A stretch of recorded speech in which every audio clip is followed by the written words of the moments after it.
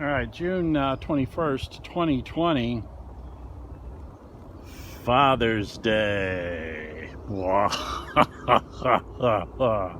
Iced tea for the summer. All right, the garlic, we cut the scapes out of there.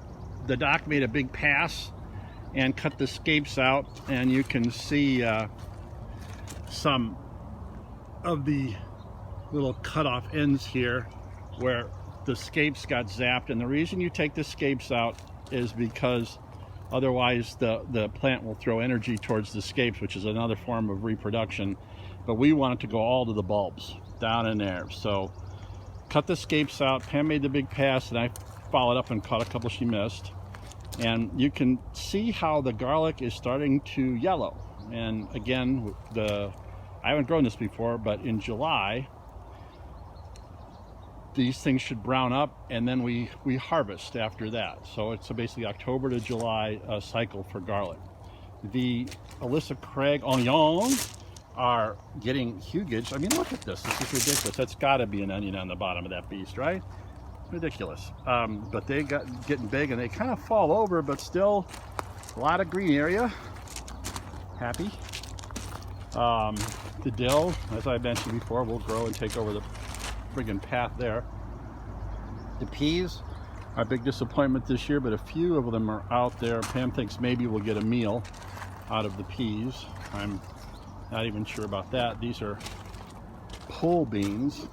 The weather here has been ridiculously dry. I gotta believe we're in something approaching drought conditions. So we put out this little bowl for the creatures, all the birds and stuff, to get water. We were in a period of 70-degree temperatures for probably about 10 days or so.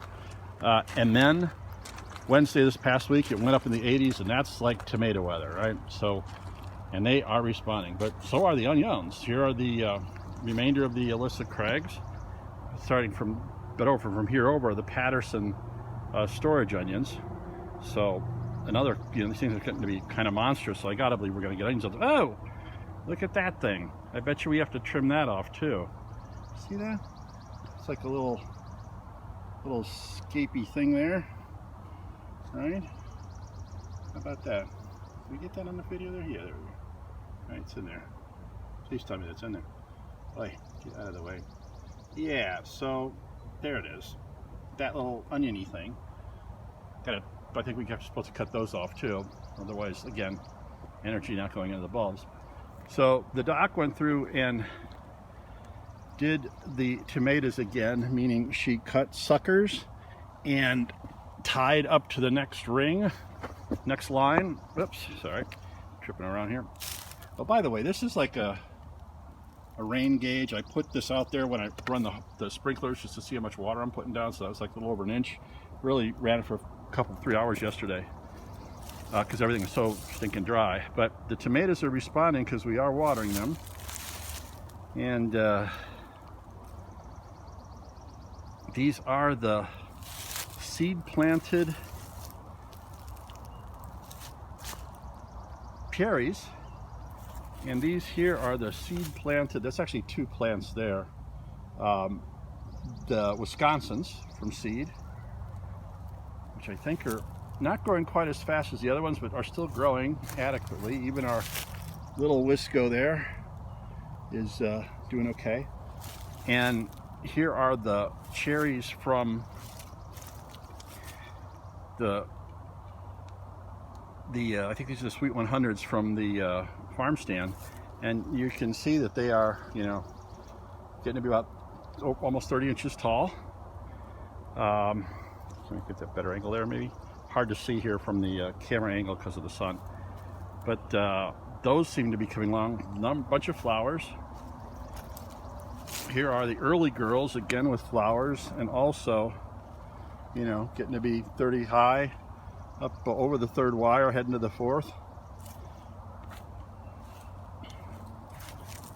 More early girl, and then the Jet Stars, and then the Supersonics, which also high 20s on inches, and then the 2 Romas, which we will treat as indeterminate. So the tomatoes are going crazy, and we are in sweet tomato growing weather here, with temps in the high 80s and low 90s, and we have that forecast for the next 10 days. So these things should be ginormous by the next time we see them.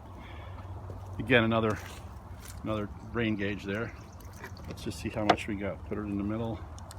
That's how much I left. So that there's probably 7/8 of an inch. What got out of that corner? So these raised beds, as we mentioned, need to get watered more often. So I had let 4 days go over the main bed for the sprinkler, but these raised beds, you have to hit them every other day in the heat. Otherwise, these flowers will. That said, these are the Defiance, and they look okay. Doc went through, weeded them. Probably should come through and make another weeding pass, but they have responded, even though they are in this low dirt, and we'll see if we can actually get tomatoes.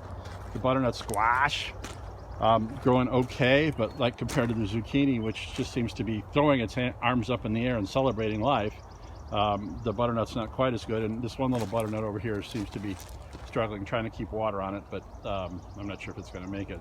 Oh, and let's see if this is you know, leaves of 3, let it be. The effing poison ivy. I got to destroy this stuff sometime, but I react badly to poison ivy, so I have to do it carefully. Ugh. But let's see what else. The rest of the zucchini look okay. Father's Day, June 21st, 2020.